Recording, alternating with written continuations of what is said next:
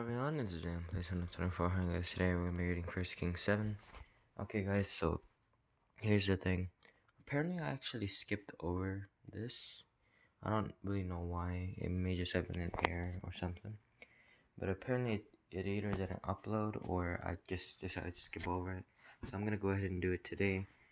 If you guys didn't check out today's video, which is 1 Kings 9, you guys can go do that. I don't really care. But anyway. Guys, yeah, we're going to be reading from BibleGateway.com or classic.biblegateway.com. And if you guys want to go ahead and go get your own Bible, I don't really care how you guys want to do it. If you guys want to read from the website or your own Bible, I don't really care, but let's get started. 1 Kings 7, International Version, NIV. Solomon builds his palace. It took Solomon 13 years, however, to complete the construction of his palace.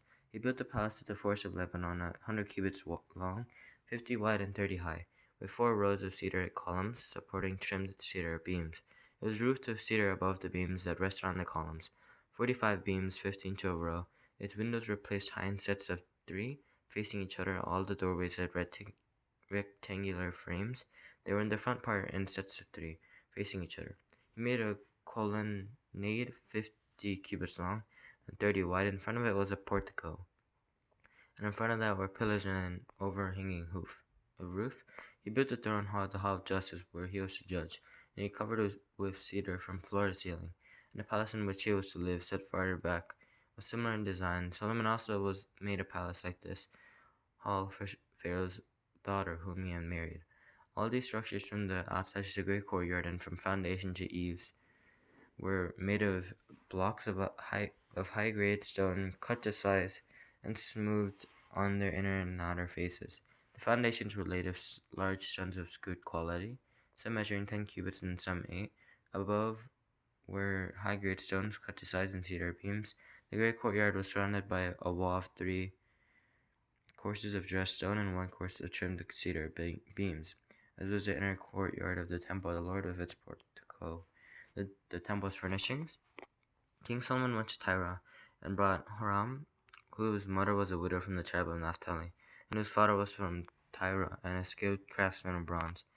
Huram was filled of wisdom, of understanding, and of knowledge to do all kinds of bronze work. He came to King Solomon and did all the work assigned to him. He cast 2 bronze pillars, each 18 cubits high and 12 cubits in circumference. He also made 2 capitals of cast bronze to sit on the tops of the pillars. Each capital was 5 cubits high. A network of interwoven chains adorned the capitals on top of the pillars, 7 for each capital. He made pomegranates in 2 rows, encircling each network to decorate the capitals on top of the pillars. He did the same for each capital. The capitals on top of the pillars for the portico were in the shape of lilies, 4 cubits high. On the capitals above pillars, above the bowl-shaped part next to the network, were the 200 pomegranates in rows all around. He erected the pillars at the portico of the temple. The pillars to the south he named Jachin, and the ones to the north bows. The capitals on top were in the shape of lilies, and so the work on the pillars was completed. He made the sea of cast metal, circular in shape, measuring 10 cubits from rim to rim, and 5 cubits high. It took a line of 30 cubits to measure around it. Below the rim, gourds encircled it, 10 to a cube. The gourds were cast in 2 rows in one piece of the sea. The sea stood on 12 bowls, 3 facing north, 3 facing west, 3 facing south, and 3 facing east. The sea rested on top of them, and their hindquarters were toward the center. It was a handbreadth in thickness, and its rim was like the rim of a cup, like a lily blossom. It held 2,000 baths. He also made 10 movable stands of bronze. Each was 4 cubits long, 4 wide and 3 high. This is how the stands were made. They had side panels attached to uprights. On the panels between the uprights were lions, bulls, and cherubim, and on the uprights as well. Above and below the lion and bulls were refs of hammered work. Each stand had 4 bronze wheels with bronze axles, and each had a basin resting on 4 supports, casts of refs on each side. On the inside of the stand there was an opening that had a circular frame 1 cubit deep. This opening was round, and with its basework measured a cubit and a half. Around this opening there was engraved. The panels of the stands were square, not round. The 4 wheels were under the panels. The axles sorry guys. Sorry, guys. The axles of the wheels were attached to the stand. The diameter of each wheel was a cubit and a half. The wheels were made like chariot wheels. The axles, rims, spokes, and hubs were all of cast metal. Each stand had four handles, one on each corner. Projecting from the stand at the top of the stand, there was a circular band half a cubit deep. The supports and panels were attached at the top of the stand. He engraved cherubim, lions, and palm trees on the surfaces of the supports on the panels and every available space of rest all around. This is the way he made the 10 stands.